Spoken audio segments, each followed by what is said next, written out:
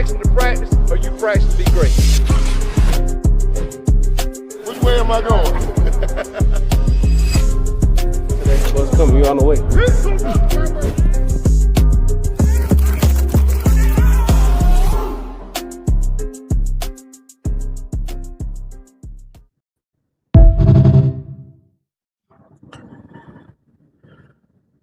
What's going on? What's going on, people? How you doing? You're watching Sports Talk with B. Watts on this Thursday night with my dogs, J.R. Boston and Greg said on this Thursday night. Hey, if you're tuning in for the first time, put it down in the chat. Let us know what state you are rocking with us from. Put your state down in the comment section so we can see that. Want to say hello to the best chat room on YouTube. They are the best. The #1 chat on YouTube right here on Sports Talk with B. Watts. We appreciate y'all for rocking with us tonight.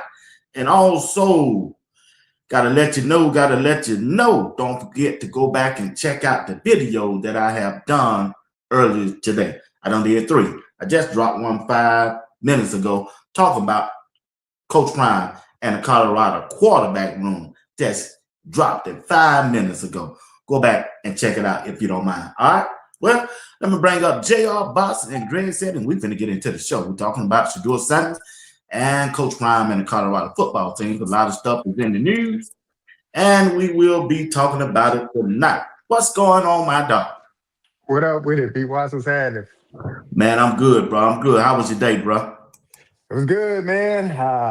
I did the unthinkable, man. I took a job interview, man. I was like, You finna go back to work? I'm about to go back to work, man. I took a, you know what I'm saying, a year of retirement off, man, and I'm gonna go back to work, man. I can't pass it up. Money too good, man. Hey, ain't nothing wrong with that, man. I don't blame you. I almost did it. Well, I did do it. I worked for 3 years after I retired. And after that, hey, it is what it is. This is my job right here. Make video content. It is what it is. I'm gonna try to kick it up a notch. This past 4 months, covering Shedeur and Colorado, man, it's been a blessing. I sure appreciate everybody who don't join the membership. Appreciate the super chats and everything that y'all do support the broadcast, and I appreciate y'all. Appreciate Greg, appreciate JR, appreciate Uncle Steve for being a part and helping me continue to grow. We right at almost 15,000 subscribers. In the last season, I was at 2,300. 2,300 in a year time. I done grew almost 15,000 because of you guys, and I appreciate it. All right, let's get into this thing, man. JR, I don't know you've been watching the NFL Combine, but no, let me start off like this. You sent me a message, said Kevin Stefanski was voted as one of the worst head coaches in the National Football League. Talk about it, JR. That's crazy, man. Look, the message I sent B. Watts in the chat, man, he was graded a C-. I'm trying to figure out how he still got a passing grade, Greg. I mean, a C-, bro. He barely passing, but he passing. So I'm trying to understand how he got a passing grade. But categorically speaking, he was one of the worst rated head coaches this past season, and that includes coaches that were fired, and that's crazy. But yeah, how he get a C-, I don't know. But it was graded by players, so I guess somebody felt something for him. That's crazy, man. I seen that, man. Then I went over there and on Twitter, boy, they tearing him up over there, boy. They eat him up, man. Let's get into the show, big dog. Let's get into the show. So we had the NFL Combines, and the head coach spoke, the general manager spoke, and right now it looks like they're gonna give Deshaun Watson a shot to be QB1 with a quarterback competition so far with Shedeur Sanders and Dylan Gabriel. You don't look out, Dylan Gabriel could be the starting quarterback. JR. I doubt it, man. What you think about the NFL Combine? I mean, it's strong dudes running in shorts and shirts, man. Everybody getting their opportunity, man. I mean, as last year we saw 2 guys go to the combine, and Jimmy Horn and LaJohntay Weston, they got their opportunity. They had the opportunity to get drafted from being potentially undrafted guys to go into the combine to get drafted. So that's what it's about, man. It's about going to see if you can improve your stock or showing your play on the field can translate to whatever little drills they putting you through. But it's a unwritten science. Sometimes it works, Greg. Sometimes it don't, right? I would say this, y'all question with the coach. He had 2 coach of the year, right? Yeah. Yeah. All right, so they factored that in there somewhere, and he had a winning defense and sack. They gonna give him them little points for that. So maybe that helped him out to get him over the curve so he couldn't fail. But I don't know. I think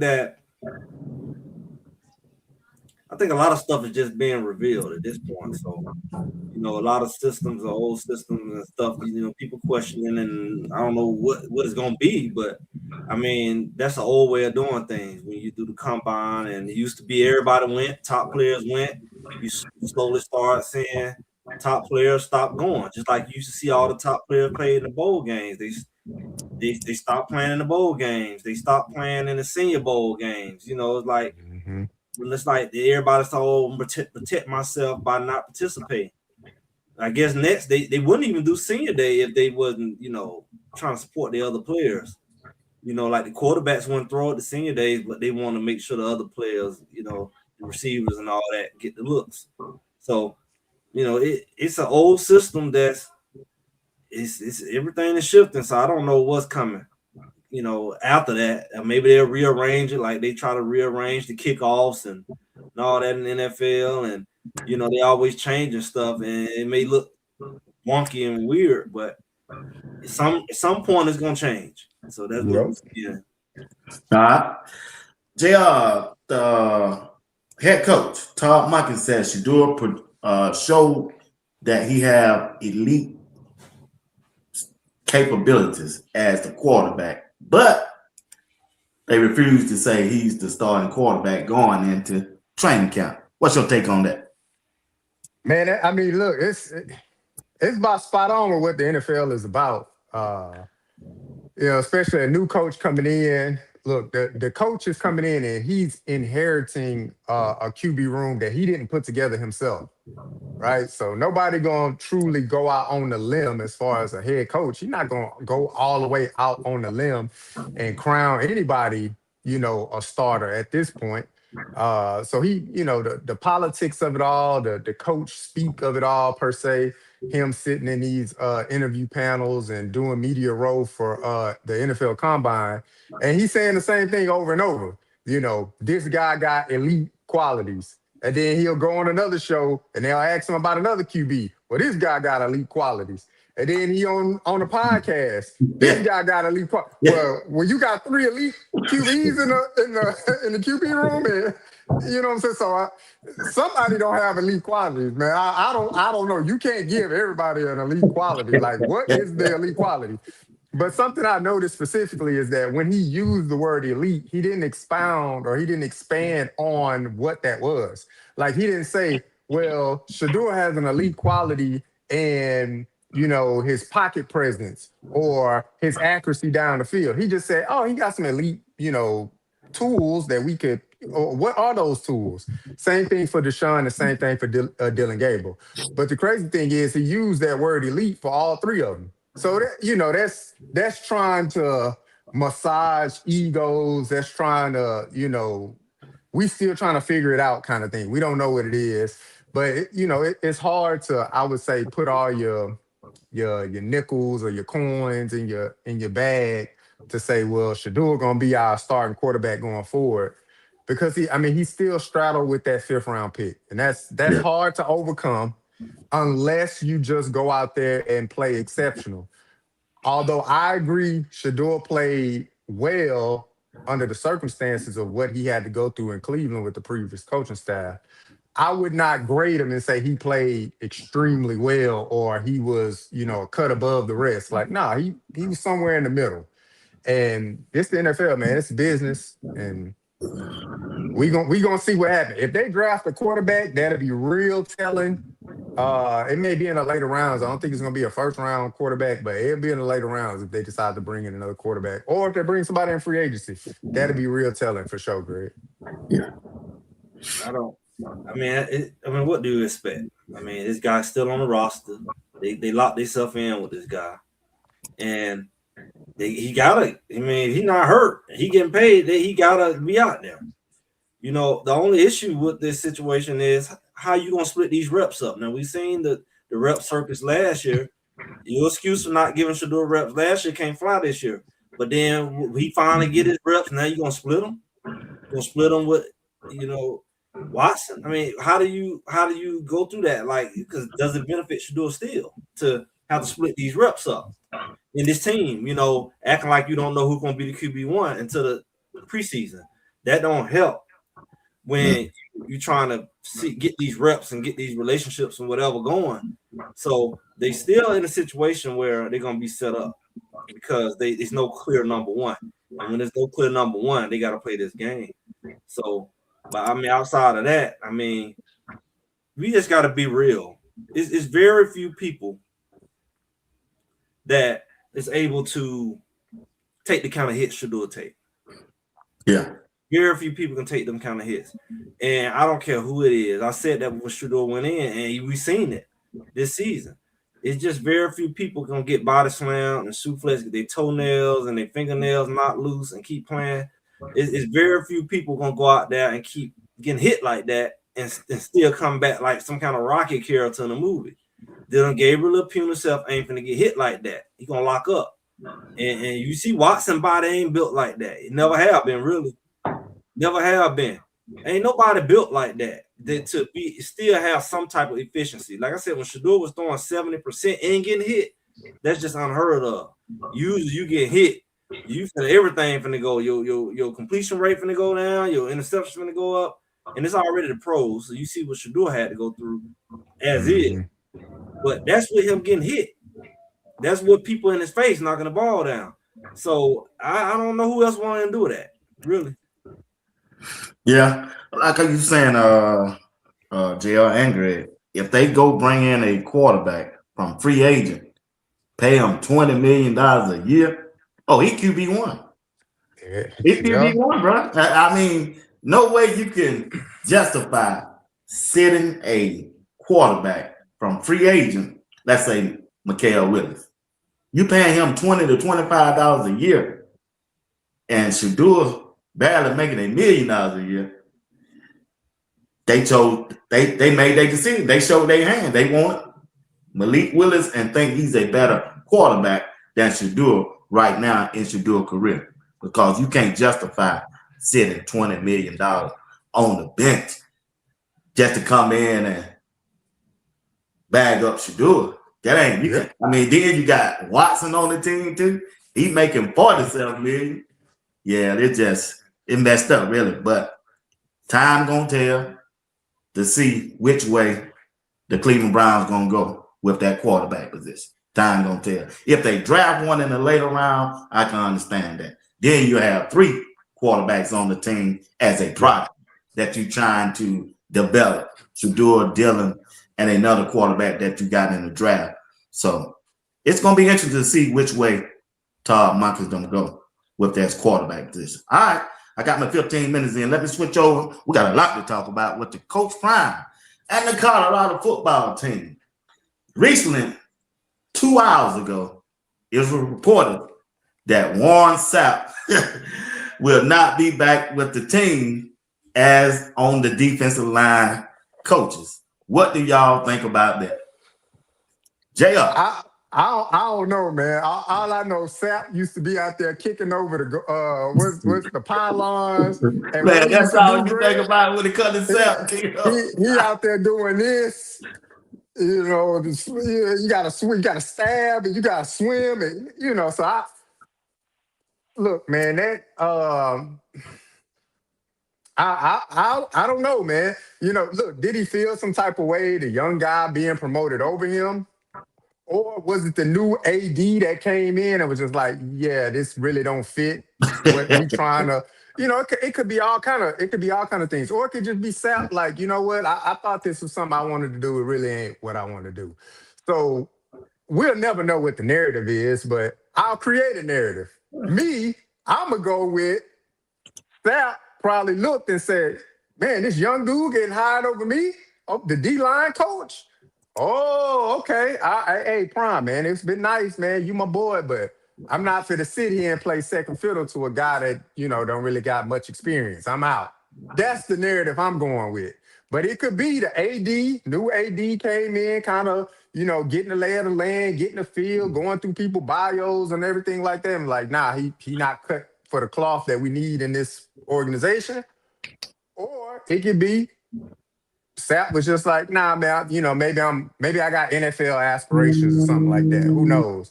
But I haven't heard anything about Sapp taking any NFL coaching interviews. Have you, Greg? Sapp ain't trying to coach NFL. He ain't trying to coach nowhere. Just pay attention. Sapp been in beauty contest. Sapp been at the NFL event, been alligator hunting and python hunting. Sapp, quiet as it kept, people put out there, he don't even go to the meetings, or at least some of them. Sapp been part-time in it the whole time. And whatever agreement that him and Coach Prime had, that's what it included. I think it was going to be the same way with, Leftwich. I mean, I think it's the same type of situation where just come in and get what you got. And then when you want more, it's like, well, I want more. You can't get more. You don't want to get more. Cool. And of course, you don't see this guy playing second fiddle to a guy half his age. That's definitely not the case. I mean, before he was behind other pros, he worked with other pros. But Sapp didn't want that head spot, though, either. So that's more of the case. Sapp, he like his freedom. He like to be gone during all season. You notice he ain't out there recruiting. He ain't been doing it in the last couple of years. He could, but he don't. So he's like, I just do the coaching part. I ain't with all the other coaching part. I ain't with all the recruit. I'll come out there. I'll be at the games. I'll be at practice. But all the extra stuff, I ain't really that into that. That ain't what he signed up for. So I don't know what it's gonna look like. Honestly, I mean, I'm sure we get into it, but there's so many things that gaps don't open up with these movements. Even though it's not a lot of movement, it opened a lot of gaps. And this is one of them. Now the Sapp movement is like, okay, you just lost Pico, now you lost Sapp. Now you don't have to replace one, you got to replace two. Mm-hmm. So, you got other positions too that open up with movement. Wow. Hey, shout out to Patrick Williams, man, with the $5 holler. He said, JR, that's me. Sapp specifically said he didn't want to take any leadership roles on the team. Hey, Patrick, shout out to you, man, for that. That's crazy, man. I've never known anyone that don't want to aspire to have more or want to do more. But man, he said that. Yeah, you don't want more as a coach. You want probably more of something else, but not as a coach. Maybe Coach Prime was like, "Look, man, hey, I can't. If you don't want more for yourself, man, I can't want more for you than what you want for yourself." So, yeah, maybe we gotta get his young guys his opportunity to lead the room, and we go from there. Look, I hate to see him go because you heard players, especially the defensive line players, use this phrase. They specifically said, I came here because I'm being coached by guys that have done it at the next level. Hall of Fame guys. You've heard it from this crop of guys that just got there. So now that Pecco out the door with a job in NFL, and then Sapp is out the door to, I don't know, go fish or something like that. Then you're left with a guy that, no disrespect to that young man. I hope he does great, but he ain't done it at the next level. So hell, he didn't even do it at the level that they at, right? They had a Division I, and he was at a lower division, a lower class of football. But not to say that he can't teach, and not to say that he can't get the best out of them young men. But look, that probably was a sticking point for a lot of them to go there. Look, I'm being coached by Coach Pecco. He played decade plus in the league. Coach Sapp, decade plus in the league. So I get to get the best coaching that I can get at this point in time to get to the NFL. And not to have that now, man, that got to be a gut punch to them young men across the defensive line. But I mean, you still got well, I think Coach Hilo, the ends coach, if I'm not mistaken, he coached the defensive ends, and we've seen what he was able to do last year. I mean, or the year prior with the linebackers and stuff like that, helping Coach Hart out. So we'll see. You think they bringing anybody else in, Greg? How can't you? I mean, okay, you're looking at the fact that you threw a guy in. He really should have been promoted to assistant D-line coach. You know, he really should have been that. If anything, and he brought in somebody. It's a little wrench going on because we got a little conspiracy, right? Like, we knew Livingston was going out. There was a lot of activity. And, you know, Coach Prime probably had a good little backup. We always have a little backup. When Marv come in, maybe Marv need to bring in somebody with him. He ain't got nobody came with him. And he going to have opportunity because when Livingston left, see, these coaches coach a position too. So I hope Marv stay with the linebackers so we can keep Marv at backup linebacker. But, you know, you got safety coach wide open now, so you lose Livingston and a safety coach. So now you got to deal with a safety coach.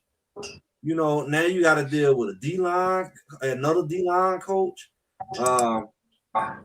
I wouldn't say linebacker, I mean, but, you know, you probably need another coach in the secondary. So you probably got a lot of grad coaches out there or whatever out there because it's some gaps that just falling open.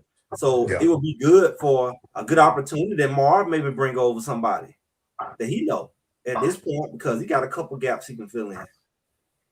For sure. Yeah. So, man, I hate that for whatever. I don't know what to think of that, man. You never saw him up there doing the workouts. Like you said, JL, they got a new AD. Said, hey, man, if he can't do his job, I can't pay him, Coach. Yeah, got to get him out of there, man. Yeah.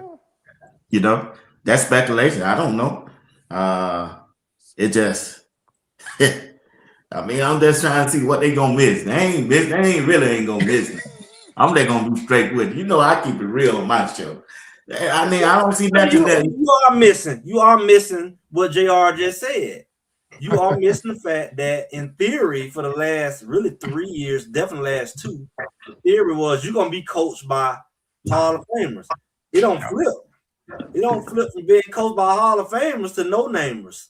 So now you got a no-name D-line coach and a no-name offensive line coach. Yeah, you got some assistant O-line coaches, but I mean, what did they get from being coached by a Hall of Famer coach? Well, they got a lot of good conversations about stories and and maybe some some war stories and stuff like that. They got don't forget they were watching YouTube films together. They watched. Nah, that wasn't Coach Sapp doing that, man. They said that was tight end coach, man. They don't have to say it. They ain't gonna tell you that. Was doing what? Watching YouTube for how to run their defense. No, they tried to blame it on Bartolone. They tried to put that on Bartolone. But I'm saying because I'm thinking this though, because I don't know, Bartolone might have did it because he really was a receivers guy. So he really, I don't know why they threw him in the tight end room. But I'm gonna tell you this: these guys came there with bragging rights. I got Coach Prime back there. I got doggone Sapp here. Falk was over there on the other side. This was a Hall of Famer coach USA. And now you done lost 2 Hall of Famers in 1 year and your only other pro coach. So you went from pro to now college guys, not just regular college guys, grad assistant college guys. You don't win. You get some no name. I mean, even your coordinator, you only got 3 years as a coordinator. He got college experience as a position coach, but you ain't got no guy who been the coordinator for 5 to 10 years. So these guys are fresh. So you really Coach Prime, he gonna either rise or fall by this. He gonna either look like the biggest genius, or he gonna be the fool who have to get beat out the door. Because he giving a lot of people shots and he hanging his name on. Because he giving these people shots. You hear me? They no name people at Power 4 schools. Yeah. It was a reason why you don't walk up into these programs. You got to go be a water boy and a GA and go to JUCO then go to Division I AA and Division I and work your way up. It's the reason why they got that system. And that system is not just hazing, but it's experience. You go get a guy who coached a year or two, was a grad assistant, and then jump in and be a D-line coach. Boy, he better do it. He better do it. He got to be lights out, man. He don't have to be lights out. I mean, when you look at it, bro, they didn't do that. They couldn't stop the run with Sapp them. I'm like what Keith said. They missed D-Lou, dancing. They were recruiting and doing most of the coaching on the defensive side. Danson is a veteran coach. Danson was a whole head coach. He was doing it for a long time at the college level. Even though he was at a lower college level, he was a head coach and a coordinator before.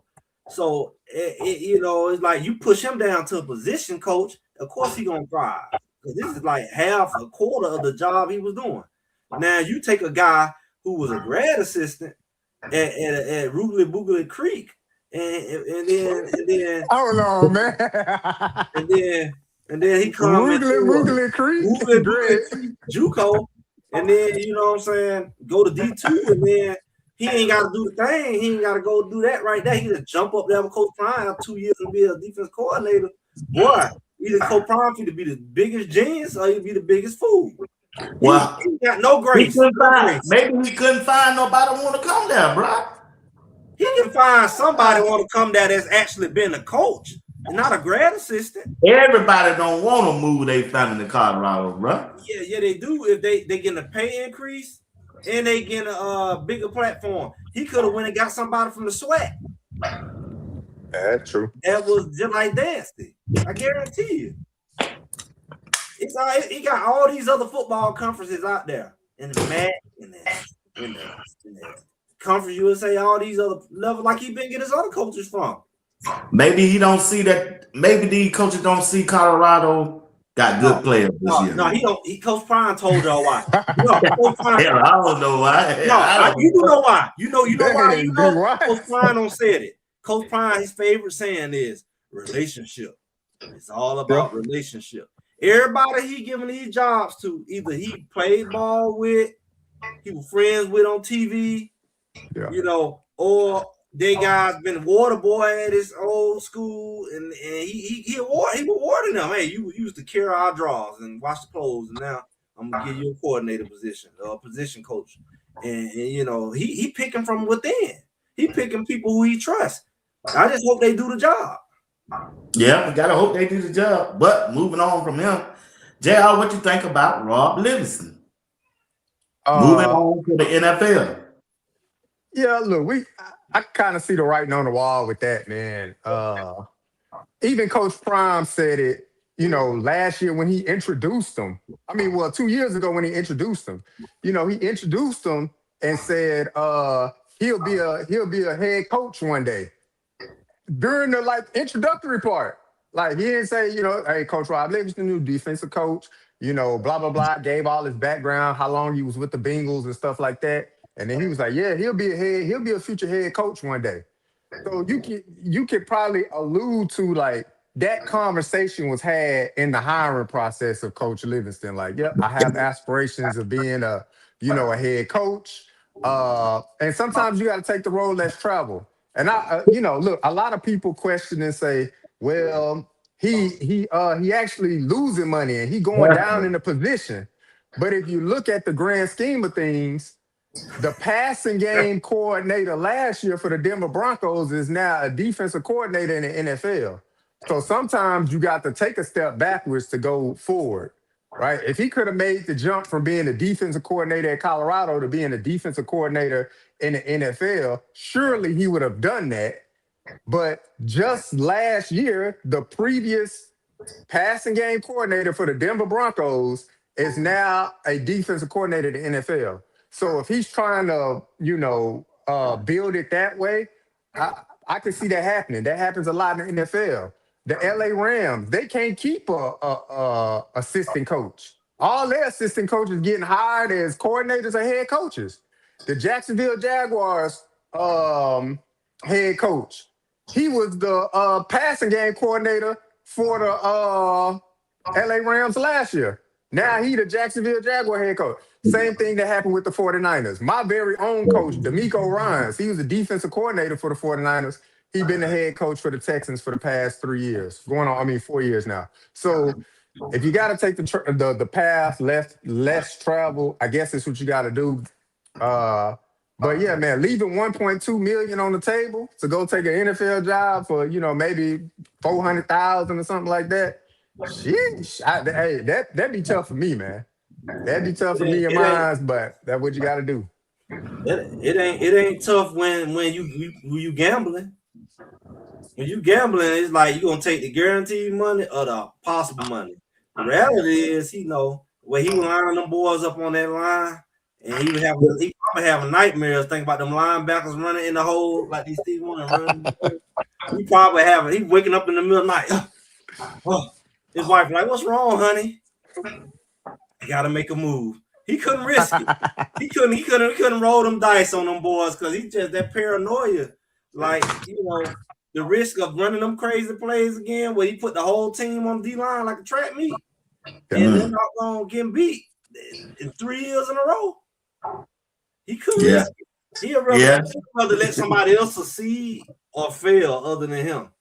Then kill his aspirations. His aspirations about to be dead.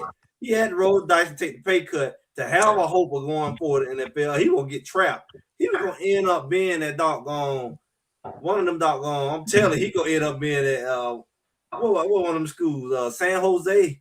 He gonna end up being worse than that. Worse than that. He was headed that way. He gonna end up going up there where North Dakota State just left from.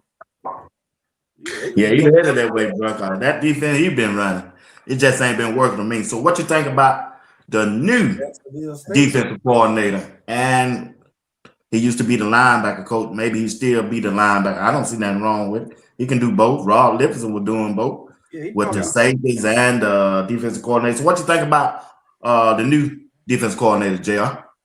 I mean, from what I could tell, he had a pretty solid defense at Virginia Tech. And albeit he was fired from that position, Virginia Tech was just it was a dumpster fire waiting to happen with that head coach. So that head coach, Brent Pry, which ironically signed back to Virginia Tech after being fired. So he back on the coaching staff under James Franklin. But Brent Pry at the time, he had to make a change. Somebody had to be the scapegoat of it all. Because if you look at numerically, if you look at the stats for Virginia Tech, they were in the top 5 in a lot of categories in the ACC. And then they at one point in time, they were the top 20 defense in the country. I want to say it was maybe his 24 year or something like that. And then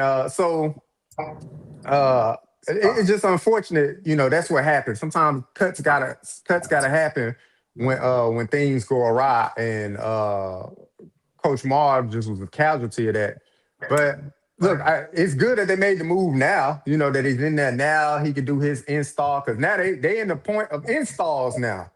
So you ain't got to wait until spring ball over. No, we about to start spring ball. So maybe the defense a little bit behind the curve because you're starting to do slow installs of what Coach Livingston's defense was. But now you can just scrap that, and Coach Mark can be like, "Oh, well, we just start from right now putting in installs of my defensive concepts and things like that." So, look, it'll be a little bit of the learning curve for the players, a little bit of the learning curve for the coaches, the assistant coaches on the staff. But I think he can do both too. Like you said, B. Watson, like Greg said, I think he can do both, man. I think he, be defense coordinator and coach the linebackers. But I don't see. Look, you can't do no worse than last year. It's more space to go forward than backwards, like I said Tuesday, because that defense last year, it was historically bad for the Buffs. But it's what it is. The only thing they need to be installing, JR, is tackling dummies. I would tackle the whole spring break before I worry about an install. What good is the install if you install you in the right gap and you miss the tackle? 2-3 or you miss the tackle. What good is the install? You get in the backfield, blow the whole line up, and play patty cake. What good? See, I did a video of this a couple days ago. This is underrated, but this is from the heart, guys. This is from the heart. I know y'all be watch how y'all in these little chats and y'all be secretive. Look here, y'all worrying about drafts and who get draft, and y'all worry about who the first quarterback, and it's gonna be boring. Hey, shut your mouth and go learn how to tackle. Okay, focus on tackling very well. Focus on blocking. Focus on knowing your plays, not just your plays. Know your position. Focus on. Go look at the film of you last year. Make sure you don't repeat it. Go learn how to watch film. How about that? You don't know how to watch film? Learn. Go take a class on how to watch film. You know, focus on that. You should, ain't that much bored in the world. Ain't that much bored in the world. 6 months, whatever. Ain't that much bored in the world. You got so much to learn compared to what happened last year. So I wouldn't even be talking about none of that mess, really, because what good is your playbook?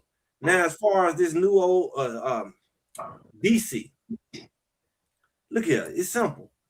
His defense is average what, 23 points a game?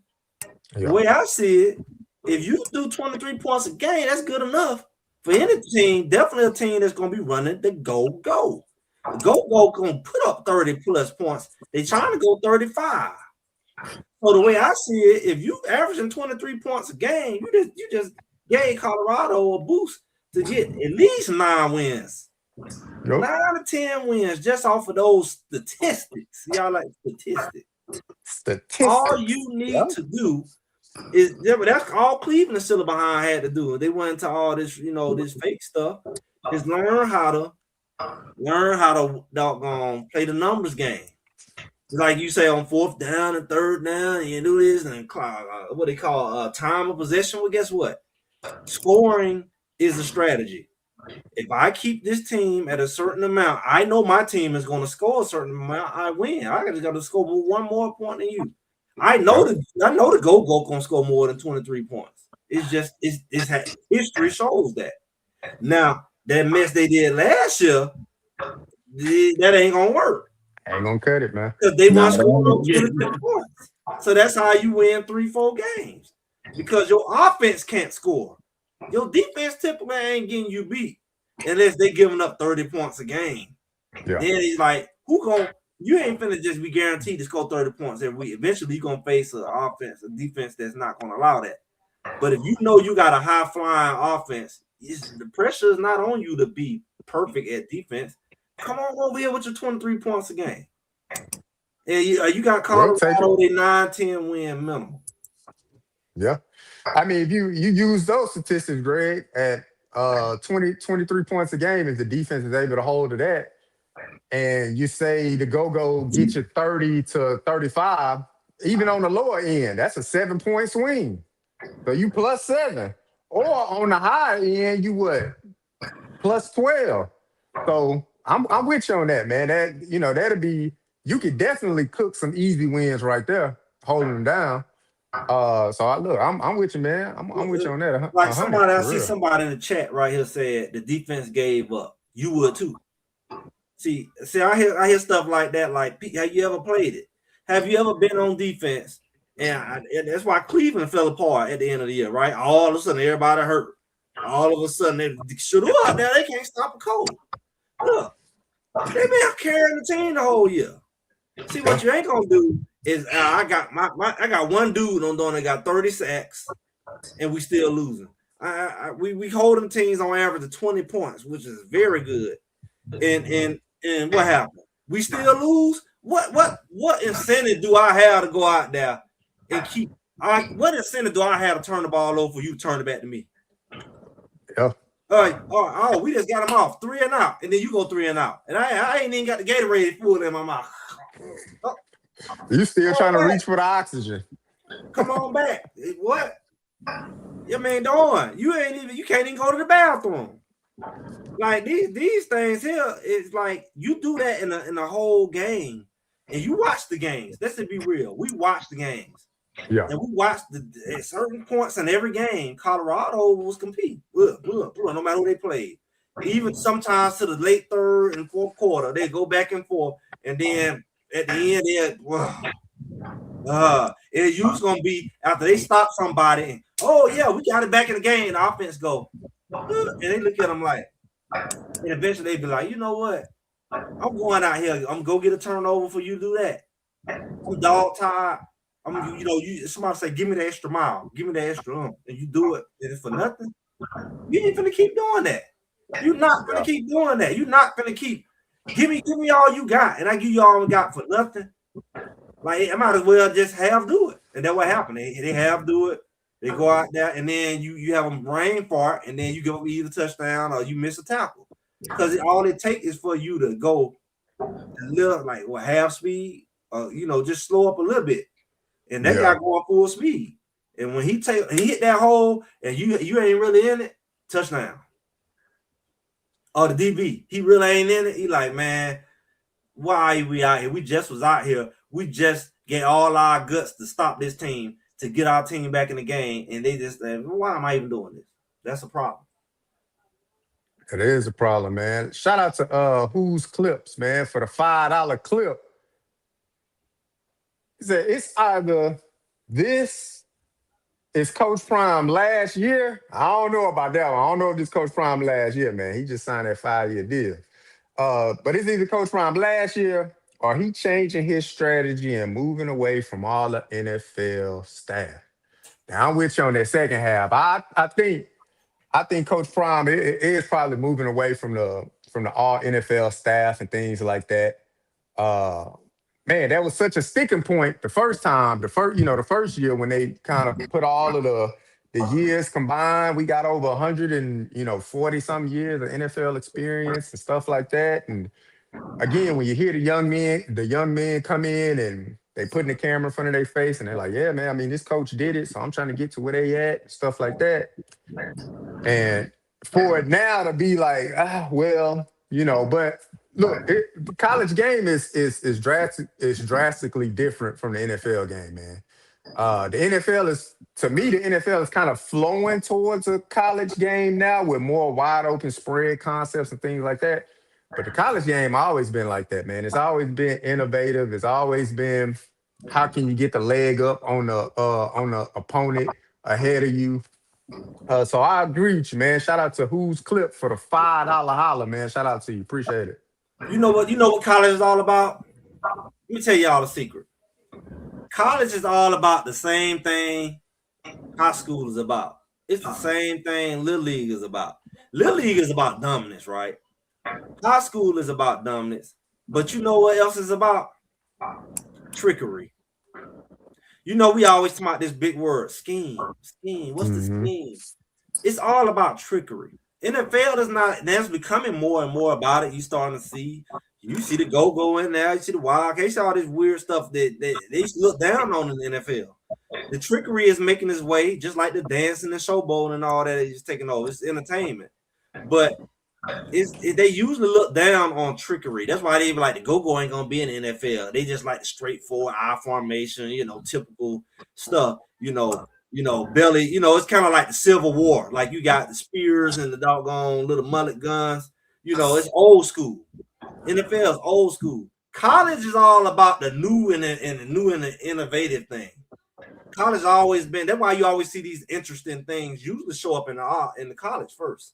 All these, like when you look at the what they called it, what's that thing they ran? I'm slipping my mind. Air raid.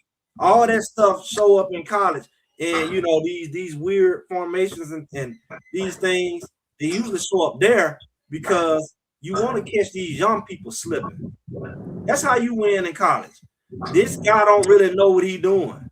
So I'm going to do all this motion and movement, and I'm going to catch somebody slipping. And that's how I win. Trickery. We got 18, 19-year-old, 20-year-old, 90, 30, 25. But that's what you're looking into now. So Coach Prime don't figure that out. That's how they really beat you. They trick you. They outsmart you in college. You can have a better athlete, but they're going to out-trick you. JR, when you look at Colorado's defensive side of the ball, what will you be looking for as the defense? I think they spring practice start Monday. Yeah, something like that. Sometime next week. So when you look at the defensive side of the ball, what you hoping to see this year? Man, improvement from the front seven off the rip. Look, as bad as Colorado defense was last year, the secondary played okay. You know, Taufik Bard, he was the Superman of the back end kind of thing. And he really held it down, especially once he got in there as a starter. I think it was like what, game 2 or 3. So I'm looking at the front seven, man. Look, with the departure of Pecco and Sapp, and that's kind of unanswered as what's going to transpire up there. And then you got Coach Marv being hired as the defensive coordinator now. Does that room take a hit? I don't think the linebackers will take a hit. I definitely believe that the linebackers have gotten that room has gotten way more talented. So it shouldn't be that easy. I mean, it should be pretty easy to coach those guys up. They got a lot of experience. You brought in some guys with a lot of experience. We're talking about 100+ tackles and 2 guys with Lee File and Lamprey. So the question mark is still the front seven, man. A lot of turnover with coaches and things like that. And I know that happens. That happens everywhere. It's happening with a lot of universities, man. Obviously, we talking about Colorado because that's the team we follow. But there's a lot of coaches that's losing, position coaches to the NFL right now. I see it come up on my ticker every so often. USC just lost the cornerbacks coach to the NFL or something like that. So there's a lot of coaches losing people. But that front seven, man, they struggled so much last year. So I definitely want to see an improvement from there. But B. Watts, I don't think we're going to see it during the spring. You know, we may not see that improvement until the fall since you got a new defensive coordinator. So I'm sure installs got to start over if you already start installing some of Livingston stuff. Or maybe they didn't install Livingston stuff. Maybe they just went with Coach Marv with the impression that Coach Livingston may get a job already. So maybe Coach Prime 10 steps ahead, Greg. I saw a genius comment. Let me give you a genius answer. How did Colorado lose? We don't talk about it all season. How they give up so many yards? Because when your defense stay on the field, it's just called as a simple brain thought. This is common sense. When your defense stay on the field the whole game, 1, they're tired, and 2, they're unmotivated.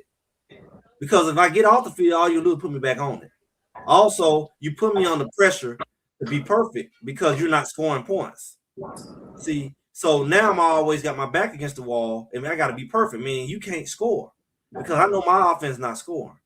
But when we come to what they need to do and what we're going to see them improving on, you will see it in the spring. You know what you'll see that he ain't did in the last 3 springs? It's contact. Put baby I knew in that there. was coming. I mean, you should. I mean, it's this is the dumbest thing in the world. Let's be real. I'm just gonna call it what it's the dumbest thing in the world to say. I'm protecting the health of my player. Man, the season don't start 6 months from now. Yeah, true, man. If they get ran over and can't play for 6 months, they need to retire like all the other players you get retiring every year, like Smalls and all them and Charlie. You need to retire.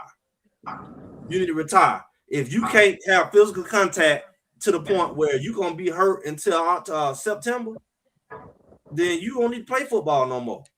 You too brittle. This is the time to do it, not the 4th, 5th week of the season after you get your butt whooped. We gonna hit that practice today, and we going full speed. That's when you don't want to hit. Yeah, I heard a beat writer ask Todd Monk that Kevin didn't allow his team to tackle during the spring and training camp. Will you be doing it different? Todd Monk said, yeah, because they get in the game, they gonna forget how to tackle. They gonna be thudding in the game. They not thudding in the game. They tagging off. Tagging off, yeah, that's what they're doing. Tagging off. Yeah, they're doing like what they call it, judgment calls. Was that a tackle or not a call? Was you close enough to tackle them? Did you reach and tackle them? You shouldn't be reaching at all. That's why all you got these muffs on your hand, cause all your fingers don't got chopped off. Because you sit up there reaching. And doggone, he in the weight room too. You grab him by the jersey, he running, he gonna rip your finger off. You gonna break your finger because you grabbing jersey. First of all, you got shoulder pads and helmets on for a reason. You should be putting your shoulder pads into his hip socket. Because he ain't got no hip pads on anyway. Y'all don't want no pad. I'll put my shoulder pad into his hips and knock him out of the game. That's what you should be wanting to do. But you teaching me how to tag him off at practice, that's not thudding. They do more tagging than thudding. And then a thud is no good if you don't take him to the ground. So now you bumping chests and you let him go to the next level. You let him go to the next level. Well, guess what? That's what y'all doing in the game. You hit him in the backfield. 3 guys hit him like that Kansas game they lost 2 years ago. Wester was in the backfield the whole game. Him and McNeil. They was in the backfield the whole game. And they hit him. And the guy that keep running back had like 5 touchdowns. Yeah. And it was hit. It was the line. It kept talking about the line was blowing off the ball. Man, watch the film. They was hitting them in the backfield. The line ain't stopping from getting in the backfield. They didn't know how to tackle them. You just because I touched you, that don't mean you down. It's not 2-hand touch. You like, oh, you did good. You touched me. Now I'm finna run for 25, 30 more yards. So that's a problem if you don't practice tackling. That's like fighting. Ain't you a boxer, JR boxer? What good if you don't take the man down? You keep touching him, and he knock you out. Sparring a full contact situation, man. When you sparring, it's full contact, man. The only time that works is if we both touching each other. But if I touch you and I'm going up, I hope I win off a decision because I hit you 130 times, you hit me 129. It don't matter that you knock me, you can knock him out. You get knocked out, those touches don't matter. And that's what Colorado, you don't get no points for tagging him in the backfield when he runs for a 30-yard touchdown. Yep. That's what you will see in the spring. If they want to do good, guys, Greg said it, go ahead and harass their behinds. If we don't see y'all hitting in these videos, we already know what you want. You said you already know what type of season it's going to be. Oklahoma. Look. That's all we want to see. We don't want to see no plays. Forget your plays. Let's see the pass popping, baby. We don't want to see no plays. We just want to see Oklahoma. Hey. What about the offensive side, JR? What do you think the offense is gonna look like this year?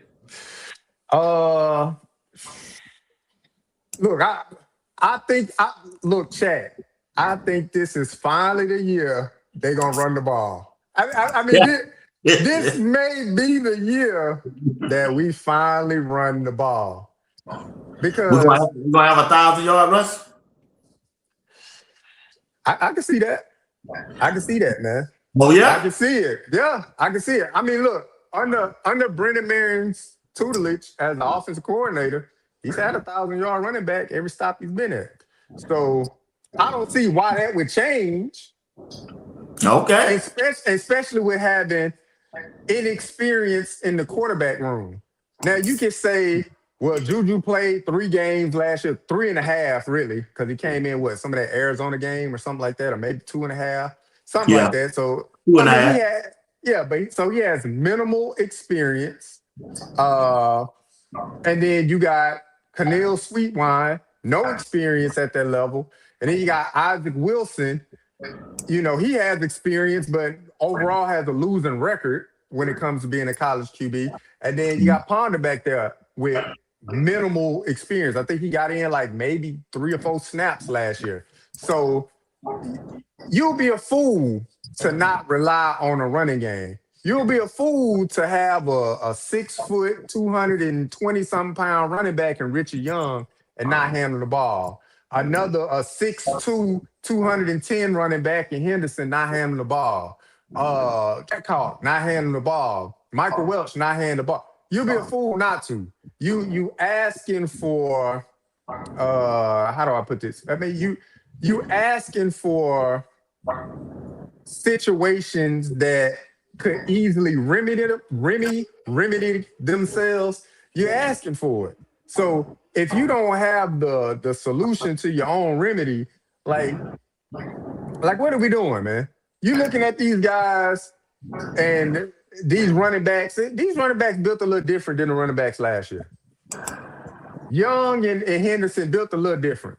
So if you don't hand that ball off to them, you asking for it. You gonna put your put your job on the line of a redshirt freshman quarterback or a true freshman quarterback? I think not, man. I think they'll run the ball this year, chat. I don't think you want to mention that 6'2", 210, because that reminds B Watts too much of IA. You know, he have flashback. Them kind of running back. But I will say he's a big dude. I know that. Yeah, I call this go for the ho-ho. This is what you do. Line three running backs in the backfield. Let's go crazy with it. They put them in a triangle. Like a triangle. Put one behind them running back, behind the quarterback, and two on each side, and then let them run crazy. Just let them crisscross and run that way and run that way, and just mess up the linebackers and the edge rushers. Just mess them up. And hand it off, dump one. Just throw it in the flats. Until their eyes get crossed. They just don't. They gotta be cockeyed by the end of the game. Just trick them to death. Like I said, they don't want to believe me. Trick them to death. Trickery. Let's do crazy formations. Let's do a soul train line in the backfield. Three running backs. Three running backs. Lined up straight. Let's just switch. That's a line. And then just let them move in motion like a clock. You wild as hell, man. Just do some crazy stuff. He can do it. Nobody else offense can do it. Let's go crazy with it. Let's do some weird stuff that gonna confuse everybody. Yeah.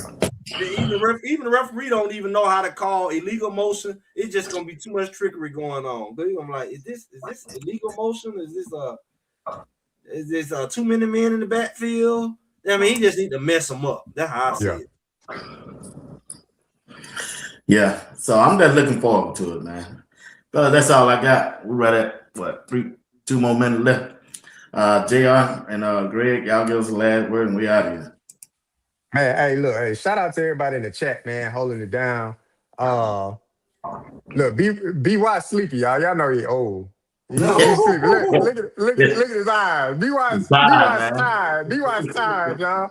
Nah, man, but it's been a good show, man. And yeah, look, the uncertainty, man, it makes for good satire, man, for us to make jokes and stuff like that. It's all jokes at the end of the day. It's opinion based, it's jokes. So it makes for good satire. Ain't no joke, boy. Ain't no joke. I mean, what I saw last year. This ain't no joke. I know what I went through last year. Ain't nobody joking around here. It's all jokes, man. It's all jokes. But look, to think, thinking it through, man. Look, you looking at a lot of moving pieces. Right before spring, so it's still ample time to get it together. Be on the lookout. They got a new coaching staff, new players. God, it happened just like that, man. So, but I mean that's for a lot of teams, man. You can count on your hand the amount of teams in the Big 12 that got a new head coach. I think it's like 3 or 4. They got new head coaches this year. Whether the head coach left or got fired or retired or moved on. It's a lot of change up. So see you fitting right in the mold of that. And hopefully Coach Prime, he put it all together and it's a better product on the field than it was last year. Because I don't think he could stomach another year like what happened last year, Greg. I don't know. It's just the devil, It's just like because I told Coach Fine to get up out of there, but he had a bad year. We talked about that because even all them, it was like only 15 jobs open in all these big conferences. Like what's going on? The coaches moving around like the players moving around. Oh, this thing don't got out of hand. So it's like it is true. Everybody moving around. The players move every year. They don't went to 3-4 different schools. They got a smorgasbord in the degree session, and I don't know how they're gonna graduate. So it's like the coaches, the parent, they ain't gonna have no marriages because they change jobs every couple years, and they can't have no spouse. Their wife gonna leave them, because the kids, they worse than the military. They moving around so much. They moving around a lot. There's no stability in the coaching job. Like a coaching job is never like you're gonna be there for 20 years. But don't 2 years and you leave. Yeah. At every level, you seeing that. You seeing that at every level. Like, it's almost scary to get a promotion these days. Because if you go to net school, it might not be so great. But you did good, he'll go there and be there for 2 years. So it's like it ain't always good to leave. So it's a lot going on. We clearly it's not over because now we got to see where the D-line coach gonna come from, where the safety coach gonna come from, and who else gonna leave and not leave, because the players can't, but the coaches can, and I don't know. I mean, it's at spring now, so like I say, I'm just looking for Oklahoma at this point. Line them up in the drill and let them hit each other. 2-on-2, to 1-on-1, 2-on-2, 3-on-3. That's all. All right, we want to thank everybody for tuning in tonight. Y'all have a blessed day. All right. Appreciate it, JR. Appreciate it, Greg. All right. Hey, BY, drink some coffee or something, man. I'm tired, JR. Oh, man. All right.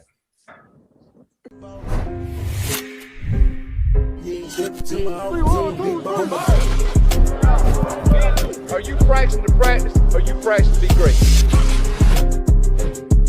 Which way am I going? Today was coming. You on the way.